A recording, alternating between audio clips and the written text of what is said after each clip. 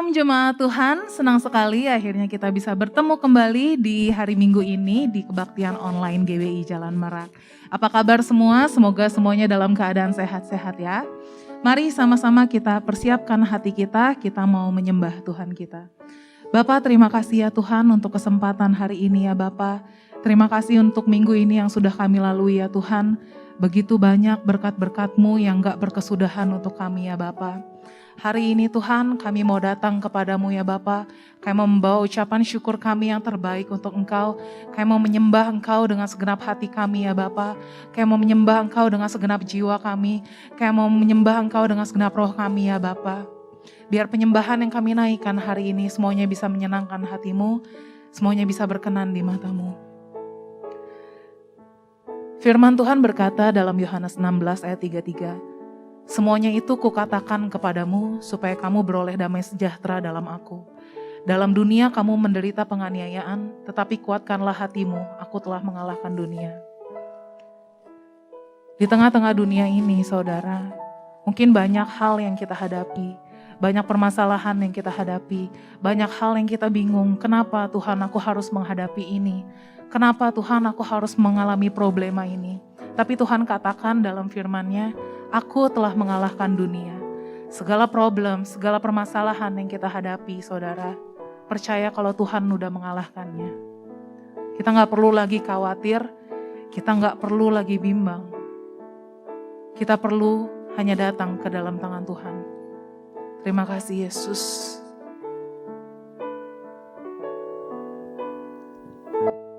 Bapa kau mendengar seruan hatiku,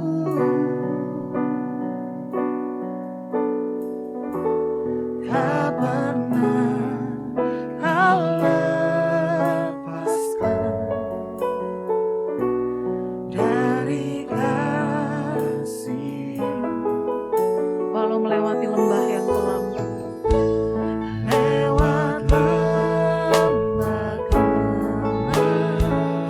selalu ada bersama-sama dengan kami.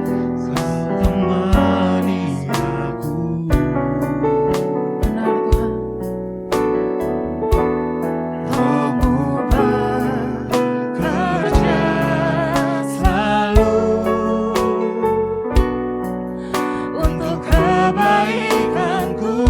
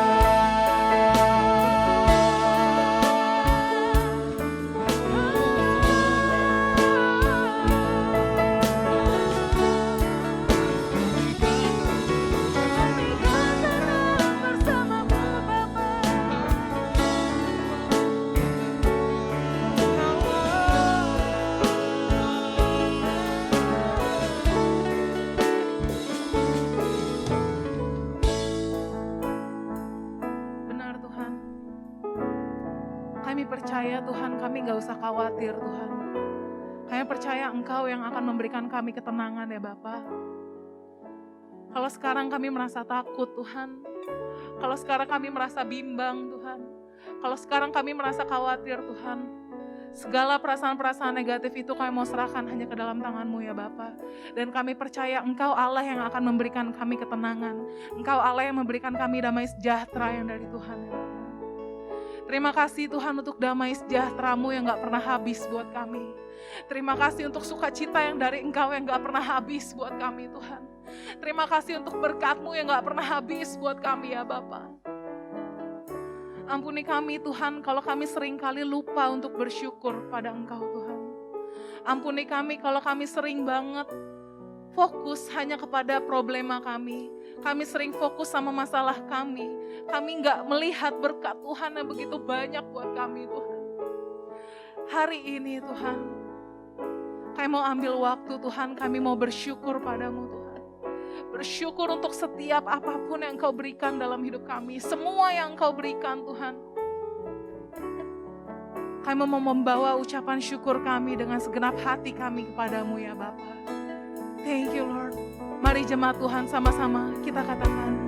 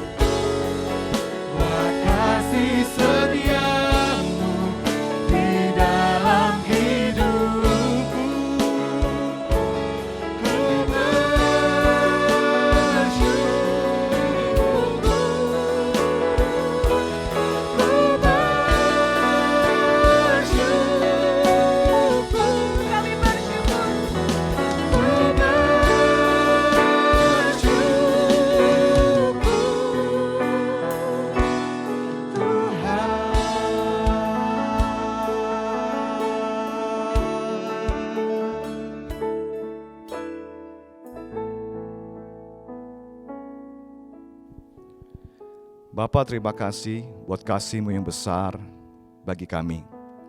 Kami berdoa biar kami juga boleh memahami dan mengenal kasih-Mu, tinggal dalam kasih-Mu, menghayati kasih-Mu. Sebentar kami mau dengar firman Tuhan, biar Roh-Mu sendiri berkata-kata per setiap kami, mengajari kami ya Tuhan. Dalam nama Yesus, amin. Shalom saudaraku, puji Tuhan, kembali kita akan sama-sama belajar firman Tuhan. Tema pemberitaan firman Tuhan hari ini adalah jangan tinggalkan kasih-Mu yang semula. Kita baca Wahyu pasal 2 ayat 1 sampai ayat ke-7 saudaraku. Tuliskanlah kepada malaikat jemaat di Efesus, inilah firman dari Dia yang memegang ketujuh bintang itu di tangan kanannya dan berjalan di antara ketujuh kaki dian emas itu. Aku tahu segala pekerjaanmu, baik jeripayahmu maupun ketekunanmu. Aku tahu bahwa engkau tidak dapat sabar terhadap orang-orang jahat, bahwa engkau telah mencobai mereka yang menyebut dirinya rasul tapi yang sebenarnya tidak demikian. Bahwa engkau telah mendapati mereka pendusta. Dan engkau tetap sabar dan menderita oleh karena namaku, dan engkau tidak mengenal lelah. Namun demikian aku mencela engkau, karena engkau telah meninggalkan kasihmu yang semula. Sebab itu, ingatlah betapa dalamnya engkau telah jatuh.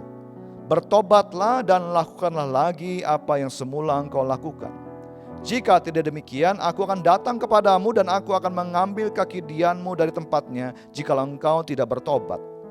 Tetapi ini yang ada padamu, yaitu engkau membenci segala perbuatan pengikut-pengikut Nikolaus yang juga kubenci. Siapa bertelinga hendaklah ia mendengarkan apa yang dikatakan Roh kepada jemaat-jemaat. Barang siapa menang, dia akan kuberi makan dari pohon kehidupan yang ada di taman Firdaus Allah. Amin.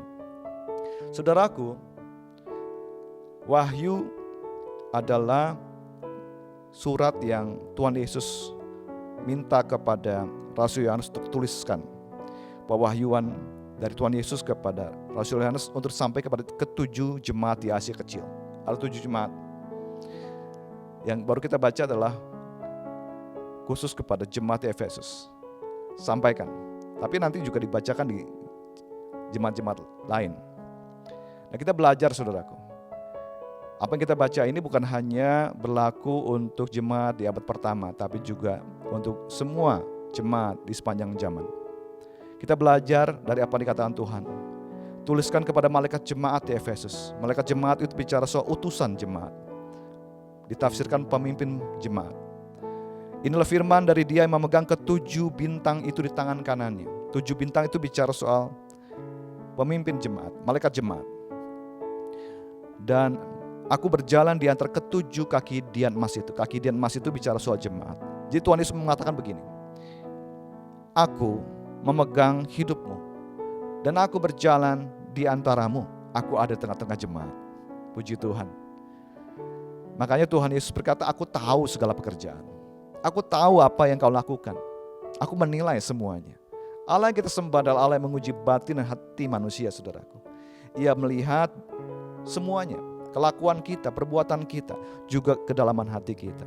Tuhan Yesus memuji jemaat Efesus, dikatakan, aku tahu segala pekerjaanmu, baik jerih payahmu maupun ketekunanmu itu bagus. Dan aku juga memuji engkau karena aku tahu bahwa engkau tidak dapat sabar terhadap orang yang jahat, bahwa engkau telah mencobai mereka yang menyebut dirinya rasul, tapi sebenarnya tidak demikian, bahwa engkau telah mendapati mereka pendusta. Jemaat di Efesus memegang teguh kepada ajaran yang sehat. Di ayat 6 Tuhan Yesus berkata, tapi ini ada padamu, yaitu engkau benci segala perbuatan pengikut Nikolaus yang juga ku benci. Pengikut Nikolaus adalah orang-orang Kristen yang mempercayai bahwa kalau orang berbuat dosa tidak apa-apa, tidak akan mempengaruhi keselamatannya. Jadi orang Kristen ada yang hidup dalam percabulan, perzinahan, tapi tetap yakin masuk surga. Tuhan Yesus berkata, aku benci perbuatan dosa. Tuhan Yesus mengasihi orang berdosa, tapi Tuhan benci perbuatan dosa. Dan jangan sampai ada orang Kristen yang melakukan perbuatan-perbuatan dosa itu. Tuhan berkata, engkau jemaat Efesus benci segala perbuatan pengikut-pengikut Nikolaus yang juga ku benci. Jemaat Efesus itu hidup pegang kebenaran firman Tuhan, saudaraku. Dan Tuhan Yesus lagi memuji, engkau tetap sabar dan menderita oleh karena namaku, dan engkau tidak mengenal lelah. Jadi Tuhan Yesus seperti seorang auditor, ya. Dia menilai, ini baik, aku memuji engkau.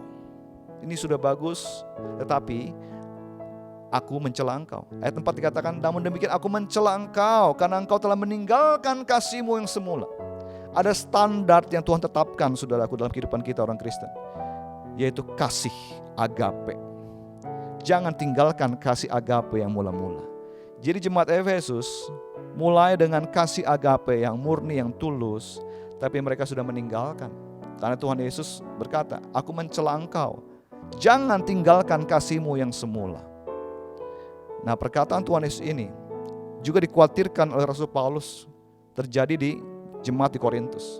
Paulus berkata, tetapi aku takut Kalau pikiran kamu jemaat di Korintus disesatkan oleh kesetiaanmu yang sejati kepada Kristus. Sama seperti Hawa diperdayakan oleh ular itu dan kelicikannya. Kita tahu bagaimana Hawa ditipu oleh setan di Taman Eden. Tuhan memberikan perintah kepada manusia. Jangan kamu makan pohon pengetahuan baik dan jahat di tengah taman. Kalau kamu makan, kamu mati. Suatu hari datanglah iblis menggoda Hawa. Bukankah semua pohon di taman itu tidak boleh kamu makan buahnya? Hawa menjawab, oh boleh, semua pohon di taman ini boleh kami makan buahnya, kecuali pohon di tengah taman tidak boleh kami makan atau raba. Kami akan mati kalau kamu makan buah itu. Iblis berkata, oh tidak, sekali-kali kamu tidak akan mati, makan aja. Kalau kamu makan buah itu, kamu akan jadi sama seperti Allah. Hawa lebih mempercayai perkataan iblis daripada perkataan Tuhan. Hawa lebih memperhatikan kepentingan diri sendiri. Ia melihat buah itu sepertinya enak untuk dimakan, dan lagi bisa memberikan pengertian. Tahu yang baik dan jahat, sama seperti Tuhan. Dalam kelicikan si ular, iblis menipu Hawa, dan Hawa memilih untuk tidak mentaati Tuhan. Dia berontak pada Tuhan. Ia makan buah itu diberikan kepada Adam. Adam juga sama, dia berontak pada Tuhan. Ia tidak mengikuti firman Tuhan. Padahal firman Tuhan berkata, barang siapa memegang perintahku dan melakukannya, ia yang mengasihi aku. Jadi Adam dan Hawa dengan kelakuannya itu, ketidaktaatan pada firman Allah, menunjukkan bahwa mereka tidak mengasihi Tuhan Allah. Mereka telah meninggalkan standar kasih yang mula-mula, saudara. Jadi bicara soal kasih yang semula adalah bicara soal bagaimana kita mengasihi Tuhan lebih dari apapun. Tuhan Yesus berkata, barang siapa mau mengikut aku, ia harus mengasihi aku. Bahkan dikatakan barang siapa mengasihi bapaknya atau ibunya lebih daripada mengasihi aku, ia tidak layak jadi muridku. Barang siapa mengasihi anaknya laki-laki atau perempuan lebih daripada mengasihi aku, ia tidak layak jadi muridku. Tuhan mau dia menjadi yang utama dalam hidup kita, saudaraku. Kita harus mengasihi Tuhan Allah dengan segenap hati kita, segenap jiwa kita, segenap akal budi, segenap kekuatan kita. Mengasihi Tuhan lebih dari apapun, lebih dari siapapun, saudaraku. Itulah kasih yang semula. Dan kasih kepada Tuhan Allah juga direfleksikan dan kasih mengasihi sesama, saudaraku. Karena Tuhan berkata, aku memberikan perintah baru kepada kamu, yaitu supaya kamu saling mengasihi. Sama seperti aku telah mengasihi kamu, demikian pula kamu harus saling mengasihi. Jadi kalau orang mengasihi Allah, ia harus juga mengasihi saudaranya. Karena itu perintah Tuhan. Kasih yang semula adalah standar bagaimana seseorang mengasihi Tuhan Allah lebih dari apapun. Mengasihi dengan segenap hati, segenap jiwa, segenap akal budi, segenap kekuatan. Dan mengasihi sesamanya. Tuhan Yesus berkata, aku berikan perintah baru kepada kamu, yaitu supaya kamu hidup saling mengasihi sama seperti aku telah mengasihi kamu. Itu standarnya, saudaraku. Dan jangan kita tinggalkan standar itu. Jangan kita tinggalkan kasih semula, saudaraku. Karena itu yang paling utama yang dinilai oleh Tuhan. Mari kita periksa hati kita, saudara. Apakah engkau masih mengasihi Tuhan Allah dengan segenap hatimu, segenap jiwamu, segenap akal budi kekuatanmu? Apakah engkau masih mengasihi sesamamu seperti Kristus telah mengasihimu? Atau kasihmu sudah dingin? Seperti Tuhan mengatakan, oleh karena kedurhakaan, kasih kebanyakan orang menjadi dingin. Ada orang-orang Kristen, saudaraku, masih ada di gereja. Kelihatannya secara fisik masih beribadah, tapi itu hanya kewajiban. Ada orang yang melayani, tapi sebenarnya hanya keharusan. Berhubungan orang lain, tapi untuk kepentingan diri sendiri. Dipikirnya hanya untung dan rugi. Apakah menguntungkan kalau aku berhubungan dengan dia? Kalau tidak menguntungkan, aku tidak mau berhubungan sama dia. Kasihnya sudah tidak jadi dasar lagi, motivasi lagi. Yang ada adalah untung rugi. Saudaraku, hati-hati dengan kelicikan iblis. Ia masih terus berusaha menipu manusia, saudaraku. Supaya manusia mencari kepentingan diri sendiri, bukan kepentingan Kristus. Supaya manusia memikirkan apa yang dipikirkan kebaikan manusia sendiri, bukan apa yang dipikirkan oleh Allah. Iblis menipu manusia supaya manusia mencari uang, harta, bukan kehendak Tuhan. Iblis menipu manusia untuk manusia mencari hormat dan pujian dari manusia, bukan mencari kemuliaan Tuhan.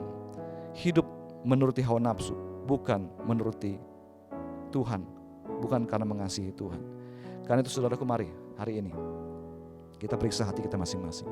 Apakah aku telah meninggalkan kasih yang semula? Apakah aku masih mengasihi Tuhan Allah segenap hati, segenap jiwa, kabudi kekuatan?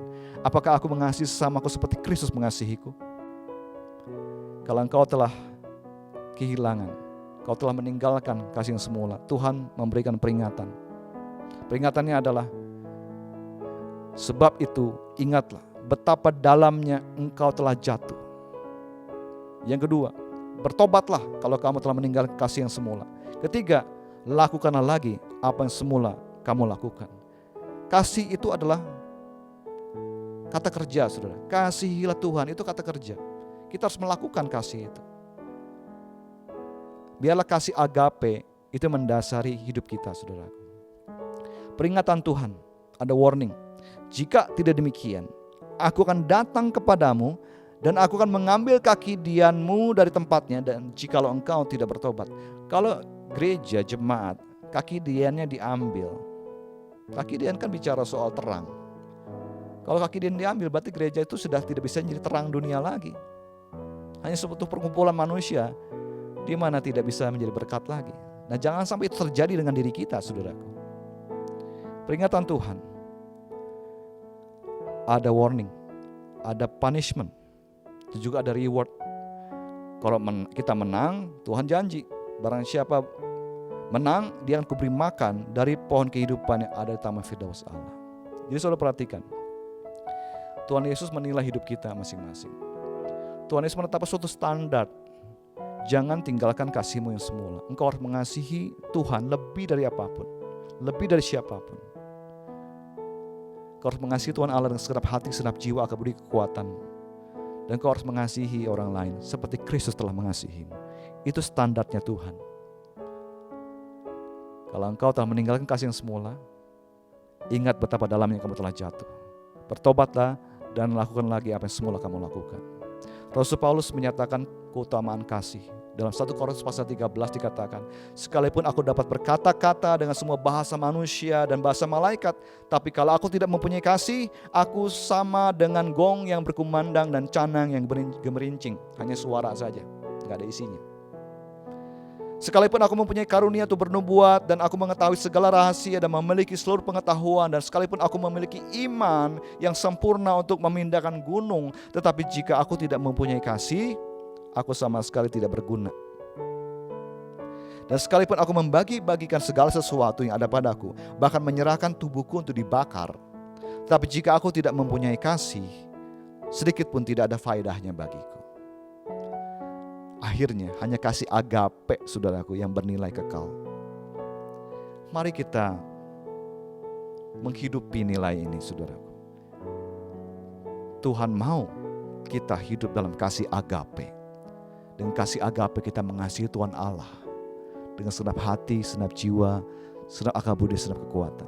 Dan kasih agape kita bisa mengasihi sesama kita seperti Kristus telah mengasihi kita. Itu standarnya Tuhan. Kasih itu sabar. Kasih itu murah hati. Ia tidak cemburu, ia tidak memegahkan diri dan tidak sombong. Ia tidak melakukan yang tidak sopan dan tidak mencari keuntungan diri sendiri. Ia tidak memarah, tidak menyimpan kesal orang lain. Ia tidak bersukacita karena ketidakadilan, tapi karena kebenaran. Ia menutupi segala sesuatu, percaya segala sesuatu, mengharapkan segala sesuatu, sabar menanggung segala sesuatu. Mari kita hidup saling mengasihi, saudaraku. Mulai di rumah kita, suami istri saling mengasihi, orang tua anak saling mengasihi.